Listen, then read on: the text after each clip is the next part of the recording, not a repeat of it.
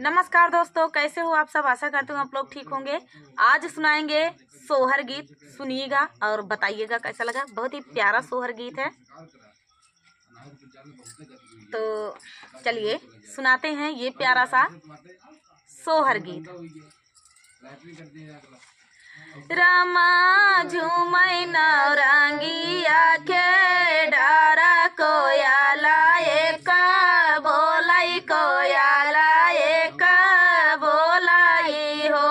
रामा झूमै नौरंगिया के डारा कोयाला एक बोलाई कोयाला एक बोलाई हो।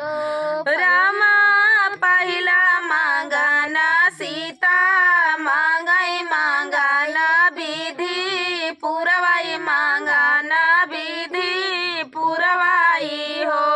रामा मांगई अयोध्या ससुराला जाना का पूरा नैहर जाना का पूरा नैहर हो। रामा मांगई अयोध्या ससुराला जाना का पूरा नैहर जाना का पूरा नैहर हो। दूसरा मांगना सीता मांगई मांगना विधि पुरवाई मांगना विधि पुरवाई हो।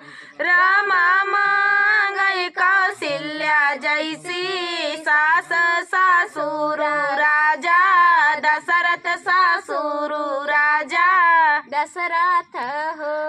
रामा मांगई कौशल्या जैसी सास ससुर राजा दशरथ ससुर राजा दशरथ हो। तीसरा मांगना सीता मांगई मांगना विधि पुरवाई मांगना विधि पुरवाई हो। रामा मांगई सुभद्रा जैसी नंद नंदोई राजा अर्जुन नंदोई राजा अर्जुन हो। रामा मांगई सुभद्रा जैसी नंद नंदोई राजा अर्जुन नंदोई राजा अर्जुन हो। चौथा मांगना सीता मांगई मांगना विधि पुरवाई मांगना विधि पुरवाई हो। रामा मांगई पतिया भगवान देवारा बबुआ लक्ष्मण देवारा बबुआ लक्ष्मण हो। रामा मांगई पतिया भगवान देवारा बबुआ लक्ष्मण देवारा बबुआ लक्ष्मण हो। संगही के सखिया सहेलिया ता सखिया पूछन लागी सीता से पूछन लागी हो। सीता कवन कवन तापा कैलू पतिया भगवान पतिया भगवान के हो। मघवा मई मासना गिनी नाही तापेउआ गिनी नाही तापेउ हो।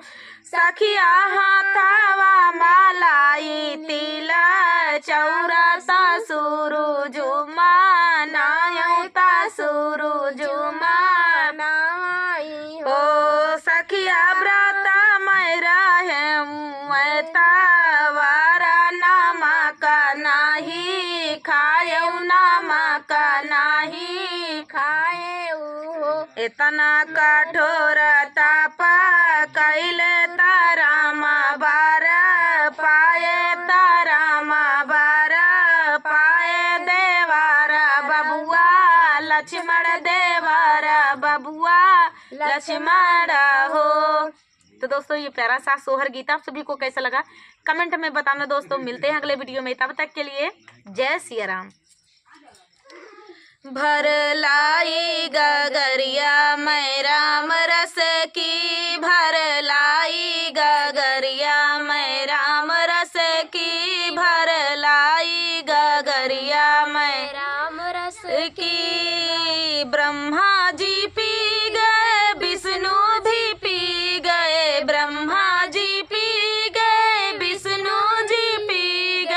नारद भी पी गए लगाए चूसे की भर लाई गगरिया मैं राम रस की भर लाई गगरिया मैं राम रस की भर लाई गगरिया मैं राम रस की भर लाई गगरिया मैं रिद्धि भी पी गए सिद्धि भी पी गए रिद्धि भी पी गए सिद्धि भी पी गए गणपति जी पी गए लगाए चूसे की भर लाई गगरिया मैं राम रस की भर लाई गगरिया मैं राम रस की भर लाई गगरिया मैं राम रस की गंगा जी पी गई जमुना जी पी गई गंगा भी पी गई जमुना जी पी गई सरजू